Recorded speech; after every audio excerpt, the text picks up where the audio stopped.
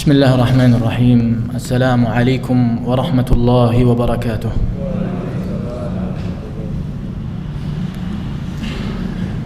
الحمد لله رب العالمين، والصلاة والسلام على أشرف الأنبياء والمرسلين.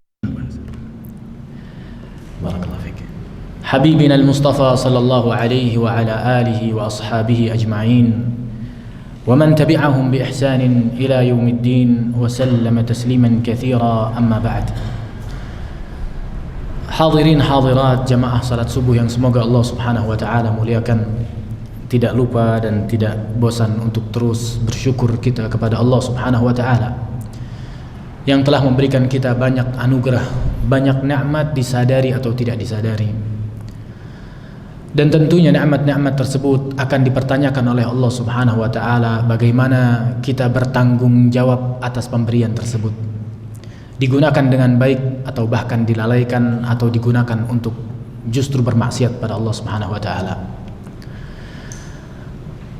Di antara nikmat-nikmat yang Allah Subhanahu wa taala anugerahkan kepada kita adalah nikmat berkesempatan untuk bisa duduk-duduk di majelis ilmu ini.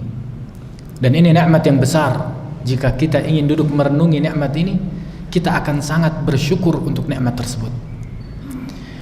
Nikmat duduk di majelis ilmu, yang mana majelis tersebut adalah majelis-majelis kebiasaannya Rasulullah SAW dan para sahabatnya.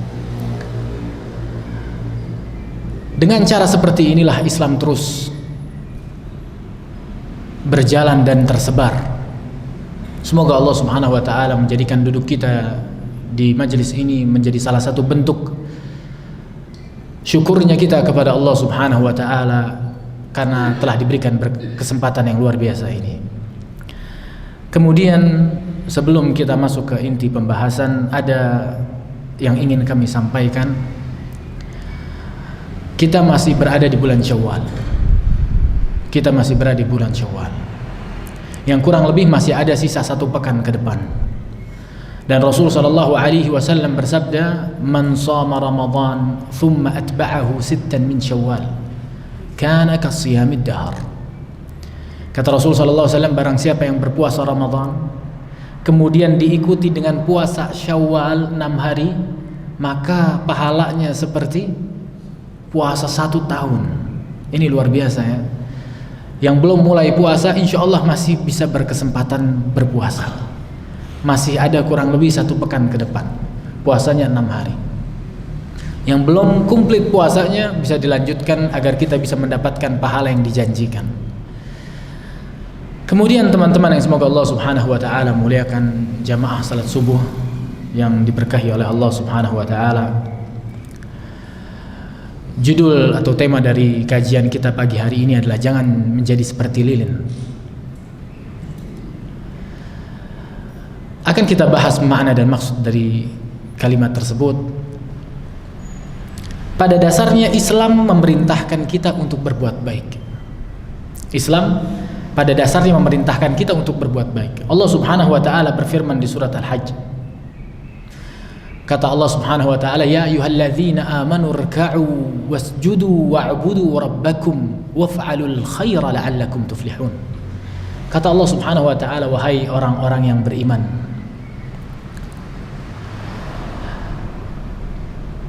rukuklah kalian, sujudlah kalian, sembahlah Rabb kalian, dan lakukanlah kebaikan agar kalian mendapatkan keberuntungan, kata Allah Subhanahu wa taala. Maka melakukan kebaikan ini diperintahkan oleh Allah Subhanahu wa taala. Bahkan tidak akan selamat seorang hamba di dunia ini kalau dia nggak mau beramal. Kalau dia hanya berangan-angan masuk surga Allah Subhanahu wa taala tapi dia meninggalkan amalan baik, maka ini akan tetap menjadi angan-angan dan tidak akan menjadi kenyataan. Maka amalan kebaikan, amal saleh itu wajib untuk kita lakukan sebagai seorang mukmin yang beriman pada Allah Subhanahu wa taala dan hari akhir.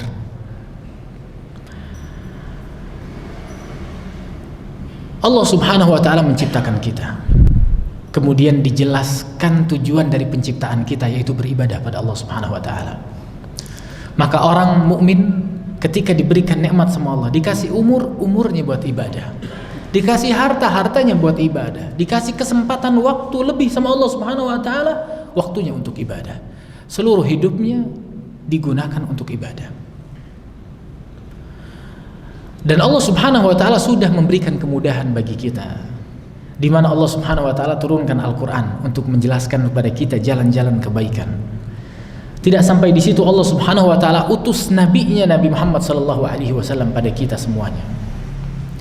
Di mana syariat beliau adalah syariat yang paling sempurna dan syariat yang paling mudah. Ini semua untuk kita bisa menjalankan ketaatan sesuai dengan apa yang dimaksudkan. Bahkan kebaikan-kebaikan atau amalan-amalan baik ini diperintahkan oleh Allah Subhanahu wa taala untuk kita sebarluaskan. Jadi Islam tidak pernah memerintahkan kita untuk baik sendiri, tapi Islam memerintahkan kita untuk baik bersama-sama. Makanya ada di dalam Islam namanya dakwah, mengajak orang lain, atau tazkir, mengingatkan, fadzakir fa inna dzikra tanfa'ul mu'minin. Mengingatkanlah, karena saling mengingatkan itu akan sangat bermanfaat untuk orang-orang beriman. Ajak orang lain. Ada al-amru bil ma'ruf wan nahyu 'anil munkar. Ini tujuannya apa?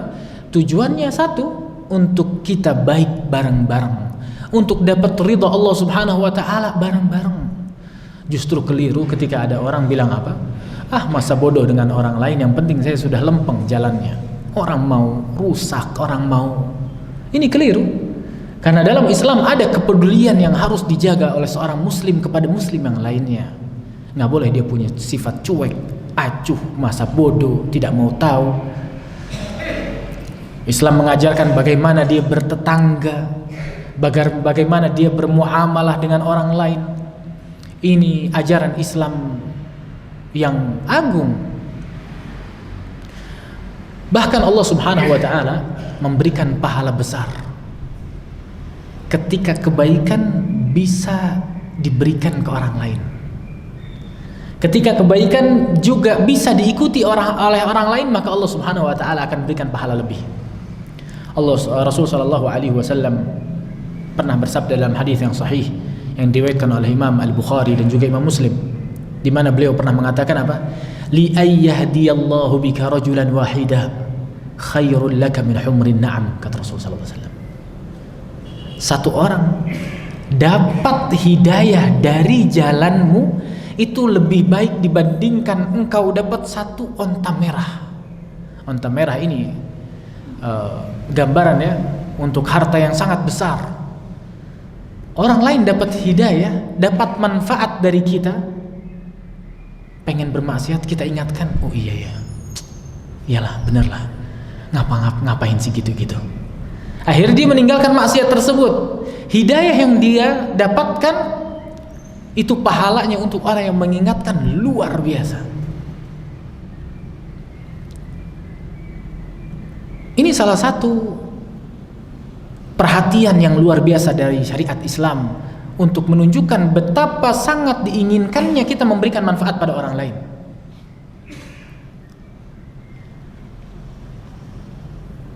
Dalam hadis yang lain yang diriwayatkan oleh Imam Ahmad At-Tabrani dan juga yang lainnya, Rasul sallallahu alaihi wasallam mengatakan apa? Khairun nas anfa'uhum linnas. Manusia terbaik. Ini berat ya perkataan ya. Manusia terbaik disematkan kepada siapa? Kepada orang yang paling bisa memberikan manfaat pada orang lain. Ini luar biasanya Islam untuk mengajak kita semua. Untuk apa? Untuk baik, bukan baik sendiri, baik bareng-bareng. Seperti yang kita lakukan saat ini. Pembicara duduk di sini bukan berarti dia paling dekat dengan Allah Subhanahu wa taala. Bisa jadi di balik sana ada orang yang cinta pada Allah Subhanahu wa taala, lebih dekat pada Allah Subhanahu wa taala dibandingkan kita semua. Tapi poin dari apa yang disampaikan di sini apa? Ajakan untuk kita semua mendekatkan diri kita pada Allah Subhanahu wa taala. Banyak sekali dalam Islam, dalam hadis-hadis Rasulullah SAW, beliau menjelaskan bagaimana manfaat ketika bisa semakin dirasakan oleh orang lain, semakin besar pahalanya. Kalau orang lain yang mendapatkan manfaat itu banyak, makin banyak pahalanya. Semakin dilakukan berulang-ulang, dilakukan oleh banyak orang, maka begitu banyak pula pahala yang didapatkan. Yang kita kenal dengan julukan apa? Sedekah jariyah misalnya. Sedekah yang jariyah. Jariyah itu apa? Bergulir dia. Terus manfaatnya dilakukan. Bangun masjid. Manfaatnya bukan sekali, tapi terus menerus dimanfaatkan oleh orang lain. Maka dalam Islam, hal ini akan menjadikan Allah Subhanahu wa taala memberikan kita pahala yang sangat besar. Dalam hadis yang lain juga Rasul sallallahu alaihi wasallam mengatakan, "Man kana fi hajati akhihi, kana Allahu fi hajatihi." Ya salam. Barang siapa yang dia perhatian dengan hajat kebutuhan orang lain, Allah akan perhatian dengan hajatnya. Maka sikap masa bodoh ini bukan sikap orang beriman. Jadi dia harus tahu tetangganya ini makan hari ini apa enggak. Dia masak-masak hari ini, jangan sampai tetangganya sebelah hanya mencium apa? Aromanya saja.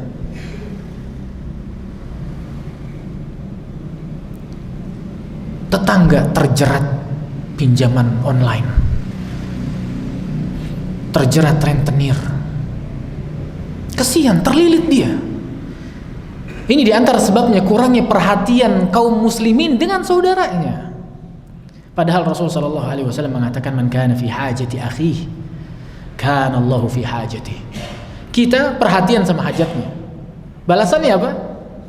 Bukan dia akan menjadi perhatian dengan hajat kita, tapi yang akan perhatian dengan hajat kita siapa? Allah Subhanahu wa taala. Dalam hadis yang lain, Rasul sallallahu alaihi wasallam menggambarkannya lebih luas, di mana beliau menyebutkannya dalam hadis yang diriwayatkan oleh Imam Muslim dalam kitab sahihnya. Rasul sallallahu alaihi wasallam mengatakan, "Man naffasa an mu'minin kurbatan min kurabid dunya, naffasallahu anhu kurbatan min kurabi yaumil qiyamah." Barang siapa meringankan beban orang lain, Allah akan ringankan bebannya. Bukan beban dia di dunia saja, Allah akan ringankan bebannya di hari kiamat. Ini balasan yang double ya, bukan balasan yang seimbang. Kita ringankan urusan saudara kita, Allah ringankan urusan kita di hari kiamat. Yang itu akan sangat kita harapkan nanti di hari kiamat untuk diringankan sama Allah Subhanahu wa taala. Itu akan terjadi ketika kita di dunia meringankan urusan saudara kita. Afwan, gimana kalau bayar hutangnya saya cicil 2 kali? Dibayar setengah kemudian bayar lagi setengah. Berikan kemudahan bagi saudara kita, jangan persulit saudara kita. Kemudian Rasul sallallahu alaihi wasallam mengatakan, "Wa man yassara ala mu'sirin yassarallahu alaihi fid dunya wal akhirah." Barang siapa mempermudah perkara sulit di saudaranya, Allah akan mudahkan urusan sulit dia di hari kiamat dan di dunia juga. Kemudian beliau mengatakan, "Man satara musliman satarallahu lahu yaumal qiyamah." Barang siapa yang menutupi aib saudaranya di dunia, Allah akan tutup aibnya nanti di hari kiamat. Bayangkan, aib itu terjadi pada saudara kita. Gak ada yang tahu, tapi kita tahu. Kemudian kita tutupi aib dia. Allah tutup aib kita di hari kiamat. Di hari yang semua rahasia dibongkar oleh Allah Subhanahu wa taala. Semua amalan dipaparkan, bahkan amalan yang mungkin kita sudah lupa pernah melakukannya, diingatkan kembali oleh Allah Subhanahu wa taala. Tapi yang buruk-buruk ditutupi sama Allah, jangan sampai ada yang lain yang tahu. Kebaikan atau tidak? Kebaikan yang besar. Dan itu ketika terjadi kapan? Ketika kita memberikan manfaat pada orang lain, kita tutupi aibnya, Allah tutupi aib kita. Kemudian Rasulullah SAW melanjutkan sabdanya dengan mengatakan apa? Wallahu fi aunil abdi ma kana al-abdu fi auni akhihi. Dan ini semisal dengan hadis yang sebelumnya kita baca ya. Allah itu akan berada di sisi hambanya, menolong hambanya ketika hamba tersebut berada di sisi saudaranya, menolong saudaranya. Maka bersemangatlah untuk memberikan manfaat kepada saudaranya, kaum muslimin, tetangganya, kerabatnya, sahabatnya, orang yang tinggal bersamanya. Semangat untuk kita bisa memberikan manfaat yang besar kepada mereka. Apa yang tetangga butuh? Tetangga ada hajatan misalnya, hajatan pernikahan, butuh tambahan gelas atau piring misalnya, atau butuh tambahan parkir misalnya, dan kita nggak ada masalah untuk itu. Bersihkan hati kita dari penyakit-penyakit hati yang kotor, mudahkan saudara kita. Namun kemuliaan yang besar tersebut jangan sampai melupakan kita atau melalaikan diri kita untuk diri kita sendiri. Dan inilah makna dari tema kajian kita, jangan menjadi lilin yang dia menerangkan orang lain tapi dia bakar dirinya sendiri.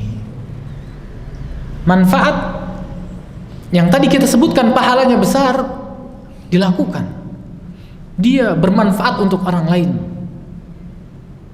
dia bersemangat orang lain ini masuk surganya Allah Subhanahu wa ta'ala, tapi dia kotori diri dia sendiri, tapi dia bakar dirinya sendiri, bahkan sampai habis lilin tersebut. Benar, orang lain dapat cahayanya, orang lain dapat manfaatnya, tapi dia bakar dirinya sendiri. Dan ini bukan maksud yang dimaksudkan oleh Allah Subhanahu wa ta'ala. Bahkan dasar daripada perintah kebaikan itu untuk siapa? Untuk kita. Kemudian disebarluaskan kebaikan tersebut. Allah Subhanahu wa ta'ala berfirman, "Faman zuhziha 'anil nar wa udkhilal jannata faqad faz." Siapa yang nanti di hari kiamat diselamatkan sama Allah Subhanahu wa ta'ala dari neraka, dijauhkan, kemudian dimasukkan dia ke surga, itu orang yang menang. Kalau orang lain masuk surga, kita masuk neraka, apa faedahnya? Dan tentunya ini akan lebih erat hubungannya dengan siapa? Dengan para da'i, para ustaz, para mubaligh, yang dia menyampaikan kepada orang lain kebaikan. Tapi kalau kebaikan tersebut tidak diamalkan oleh dirinya, apa bahasa kita, gali lubang tutup lubang ya, nggak ada manfaatnya buat dia. Bukan cuma tidak ada manfaatnya, bahkan bisa jadi hujjatan alaih, bisa jadi serangan kepada dia nanti di hari kiamat. Bagaimana dia melakukan al-amru bil ma'ruf, memerintahkan orang melakukan yang baik, memberi peringatan orang lain untuk menjauhi kemungkaran, tapi dia sendiri fa'alu, dia sendiri melakukannya. Atau bahkan kita sendiri, orang tua, kita bilang sama anak kita, begini nak, begitu nak, jangan begini nak, jangan begitu nak. Tapi kita sendiri orang tua, kita batalkan apa yang sudah kita ucapkan dengan perlakuan kita sendiri.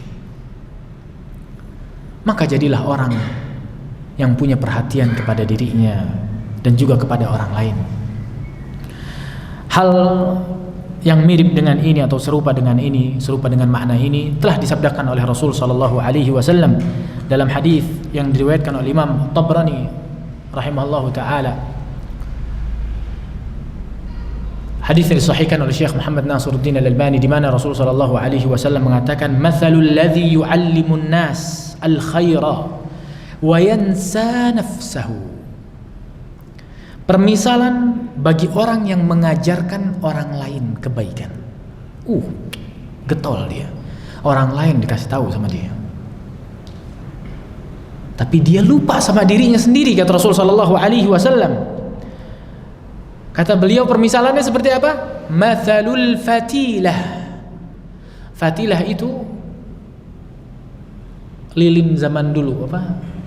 Yang lentera, yang dalamnya ada kain terus dibakar. Itu fatilah. Kata Rasulullah SAW, permisalan orang yang mengajarkan kebaikan tapi lupa pada dirinya seperti ini, fatilah. Tudhi'u lin-nasi wa tukhriq nafsaha. Dia menerangi orang lain dan dia membakar dirinya sendiri. Habis dia. Habis.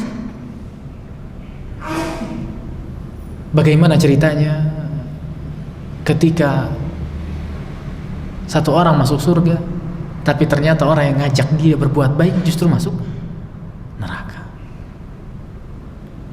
Hati ini perlu dibersihkan. Dan untuk menjaga diri kita agar tidak terjerumus kepada perkara tersebut, perhatikan 4 poin. Untuk menjaga diri kita, hati kita, jiwa kita, untuk tidak menjadi lilin tersebut yang merugikan diri kita sendiri, perhatikan 4 poin. Yang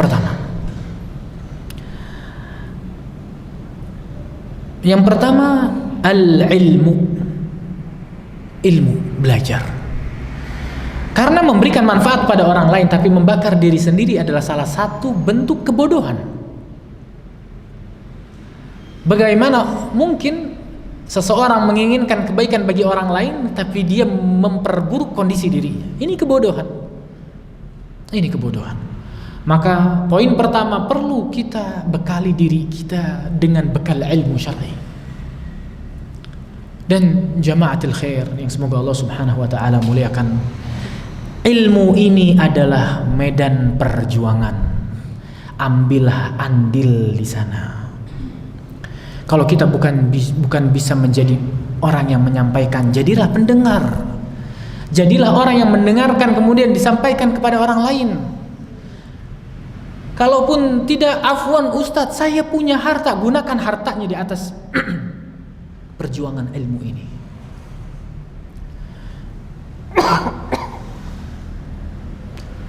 Ikhwani fid din, a'azani Allah wa iyyakum jami'an. Maka perhatikanlah sisi ini, yaitu sisi ilmu. Afwan, ada air. Alma. Barakallahu fikum.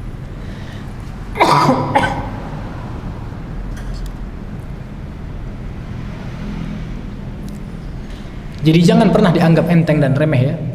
Barakallahu fikum.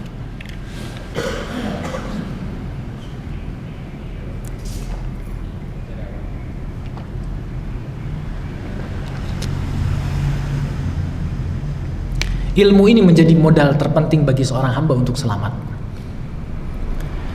Karena dengan ilmu kita bisa selamat. Dengan ilmu kita tahu mana yang baik, mana yang benar, mana yang kita bisa sebarkan pada orang lain, dan mana yang harus kita perhatikan diri kita. Dan ambil waktu untuk kita kajian, untuk datang kajian-kajian seperti ini. Pindah dari satu masjid ke masjid yang lain, satu ustadz ke ustadz yang lain, istiqomah di sana. Ini bukan perkara remeh, ini perkara yang nanti kita bisa bilang sama Allah Subhanahu wa taala, ya Allah, aku belajar ya Allah. Aku berusaha untuk cari tahu. Ini ilmu. Ini ilmu. Dan ilmu itu warisan para nabi. Dengan ilmu kita akan selamat. Dengan ilmu kita tahu kita mau taruh kaki kita di mana. Kita mau letakkan pijakan kita di mana tuh kita tahu, sehingga kita tidak menjadi orang-orang yang merugi atau bodoh dengan menerangi orang lain tapi membakar diri kita sendiri. Yang kedua, banyak-banyak muhasabatun nafs, banyak-banyak menghitung-hitung diri, duduk merenung melihat kondisi dirinya. Saya ini gimana orangnya? Karena manusia itu kalau dalam pepatah bahasa Indonesia apa? Gajah depan mata apa? Gajah depan mata tidak terlihat, tapi semut di seberang lautan terlihat. Wah, luar biasa itu. Semut seberang lautan terlihat, gajah depan mata nggak terlihat. Kesalahan pribadi sulit untuk kita sadari. Kesalahan orang lain, peka kita. Bahkan kita cari-cari kesalahan tersebut. Maka penting bagi kita untuk duduk merenung muhasabatun nafs. Umar bin Al-Khattab radhiyallahu taala anhu mengatakan, hasibu anfusakum qabla an tuhasabu. Hitung-hitunglah diri kalian sebelum kalian nanti di hari kiamat dihitung oleh Allah Subhanahu wa taala amalan kalian. Hitung-hitung diri kita. Sudahkah kita dekat dengan Allah Subhanahu wa taala? Sudahkah catatan kajian yang selama ini kita tulis, kita amalkan? Sudahlah kajian-kajian yang kita dengarkan kita amalkan? Atau bahkan kajian tersebut juga jarang kita hadiri? Nah, muhasabatun nafs ini penting untuk kita kembali melihat diri kita. Kalau kita nggak pernah muhasabatun nafs, lalai kita, terlewat, hanyut kita, lalai kita. Ini yang kedua. Yang ketiga, berdoa pada Allah Subhanahu wa taala untuk kebaikan diri kita. Banyak-banyak doa. Allahumma ati nafsi taqwaha wa zakkiha anta khairu man zakkaha anta waliyuha wa maulaha. Ya Allah, bersihkan jiwa kami ini ya Allah, sucikan dia ya Allah. Engkau yang memiliki jiwa ini, Engkau yang maha mampu membersihkannya. Bersihkan jiwa ini ya Allah. Karena ketika seseorang ingin menerangi orang lain tapi dia lukai dirinya sendiri, atau dia bakar dirinya sendiri, dia nggak perhatian. Masa bodoh, dia mau masuk neraka, masuk surga, bukan itu poin dia. Yang penting dia bermanfaat untuk orang lain, dan ini erat hubungannya atau dekat kondisinya dengan apa? Dengan riya, dengan kotornya hati. Karena kebanyakan hal tersebut dilakukan untuk mendapatkan jempolnya orang lain, untuk mendapatkan like-nya orang lain. Pujian itu untuk dia adalah dambaan, kepuasan. Mungkin dia bisa senyum-senyum sendiri karena pujian, dan ini merupakan kotornya hati seseorang. Perlu dia duduk doa, minta sama Allah untuk diperbaiki kondisi hatinya, kondisi jiwanya. Allahumma ati nafsi taqwaha wa zakkiha anta khairu man zakkaha anta waliyuha wa maulaha. Minta ampun sama Allah Subhanahu wa taala. Baca doa-doa untuk diberikan ketetapan hati sama Allah Subhanahu wa taala. Allahumma ya muqallibal qulub tsabbit qalbi ala dinik wa ya musarrifal qulub sarrif qalbi ala ta'atik. Jadi memang dua-duanya harus dilakukan ya. Perbaiki diri sendiri dan juga perbaiki orang lain. Berikan manfaat pada diri sendiri dan berikan manfaat pada orang lain. Apalagi kondisi orang yang tidak memberikan manfaat pada orang lain dan tidak juga memberikan manfaat pada dirinya, atau bahkan dia memberikan madarat pada orang lain, dia memadarati dirinya sendiri. Maka berdoa pada Allah Subhanahu wa ta'ala. Yang keempat, jadilah penasihat yang baik untuk diri sendiri. Jadilah penasihat yang baik untuk diri sendiri. Diri ini perlu nasihat, terutama nasihat dari diri kita sendiri untuk diri kita. Jiwa ini kalau tidak diikat, liar dia. Jiwa ini tidak diikat, buas dia. Perlu kita batasi dengan batasan-batasan yang Allah Subhanahu wa taala batasi. Dan istiqamah di atas jalan tersebut. Perhatikan hadis Rasul sallallahu alaihi wasallam di mana beliau memberikan permisalan tentang istiqamah. Kata Rasulullah, istiqamah itu kayak jalan yang lurus. Kemudian di kanannya ada tembok besar, di kirinya ada tembok besar. Terbayang ya? Jalanan lurus, di kanan tembok besar, di kiri tembok besar. Kemudian di tembok-tembok tersebut ada pintu-pintu di kanan dan di kirinya. Kata Rasulullah sallallahu alaihi wasallam, "'alaiha suturun murkhah." Di pintu-pintu tersebut ada tirai-tirai. Jadi pintu itu tidak ditutupi dengan adanya daun pintu, tapi permisalannya dimisalkan dengan tirai. Dan ini menunjukkan mudahnya seseorang untuk masuk pintu tersebut. Kemudian Rasulullah sallallahu alaihi wasallam mengatakan, ketika ada orang ingin masuk pintu tersebut, maka akan ada seruan dari jalan tersebut untuk jangan tengok kanan, jangan tengok kiri, teruslah ada di jalan yang lurus ini. Kemudian beliau mengatakan jalan yang lurus adalah syariat Allah. Tembok di kanan dan tembok di kiri adalah batasan-batasan Allah. Pintu-pintu yang ternganga terbuka di sana adalah perkara-perkara yang Allah haramkan. Dan di setiap pintu ada yang memanggil untuk hayo lewat sini, hayo lewat sini. Kalau kita nggak ikat, kalau kita nggak batasi diri kita, jiwa kita, masuk kita ke pintu yang mungkin menyesatkan kita. Masuk kita ke pintu yang mungkin akan merusak diri kita, merusak dunia kita, merusak akhirat kita. Kalau kita nggak mau peduli sama diri kita sendiri, siapa yang mau peduli?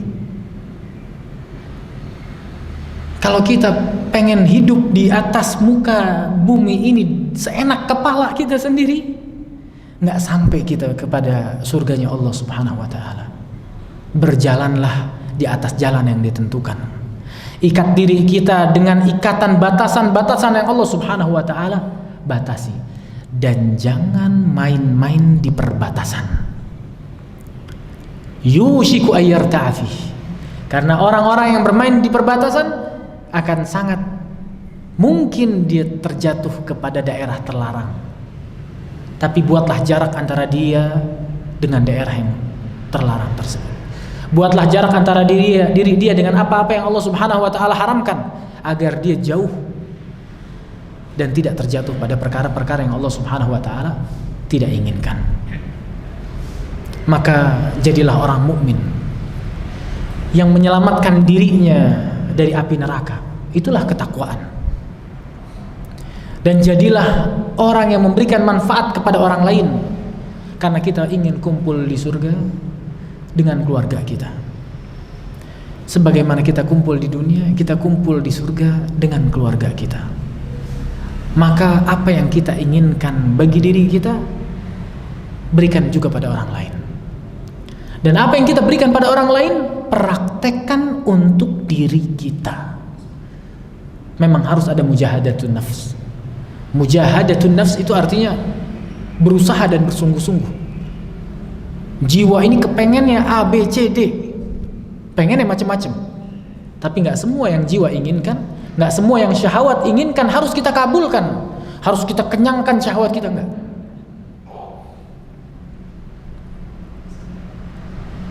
Maka ingin kami sampaikan dari kajian ini, untuk kita menjadi hamba Allah Subhanahu wa Ta'ala yang bermanfaat bagi orang lain, tapi tidak melupakan diri kita sendiri, sebagaimana disampaikan oleh Syekh Shalih Al-Fauzan bin Abdullah Al-Fauzan, di mana beliau mengatakan apa? Janganlah menjadi lilin yang membakar dirinya sendiri tapi menerangi orang lain. Tapi jadilah bulan yang dirinya terang dan juga bisa menerangi orang lain. Dan ketika kita memperbaiki diri kita, itu ada keberkahan. Kalau diri kita baik, orang lihat aja udah ingat Allah. Sampai subhanallah ya, kami pernah mengalami bersama teman-teman. Kita lagi di jalan bersama teman-teman. Subhanallah, di jalan ada orang gila. Di jalan ada apa? Ada orang gila. Si orang gila ini lihat kita, lihat teman-teman, masya Allah, tabarakallah. Kemudian si orang gila ini bilang apa? Assalamualaikum, Allahumma amin, Allahumma amin, kata orang gila ini. Ya ngaco lah omongannya. Cuman lihat, perhatikan, ketika dia lihat teman-teman yang mungkin terlihat dari teman-teman ini rupa yang istiqomah, rupa seorang muslim yang mungkin pakai peci, baik rupanya, orang gila aja paham kalau yang diucapkan apa ternyata kalimat-kalimat yang baik. Ini keberkahan dari apa? Dari kita memperbaiki diri kita.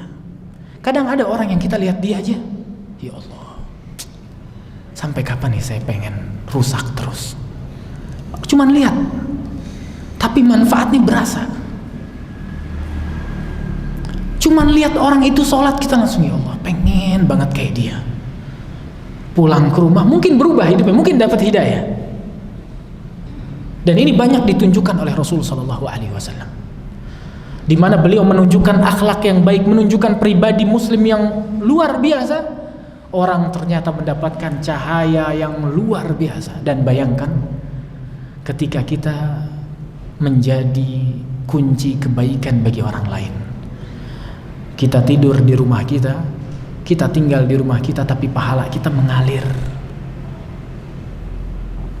Kenapa? Karena apa yang kita ajarkan pada orang lain masih diamalkan. Apa yang kita ajarkan pada orang lain masih terus dilakukan ketaatannya. Maka ini akan sangat menjadi pahala jariyah yang luar biasa. Bahkan Rasulullah SAW sampai mengatakan ya, tidak dikurangi pahalanya sedikit pun. Akan terus dapat.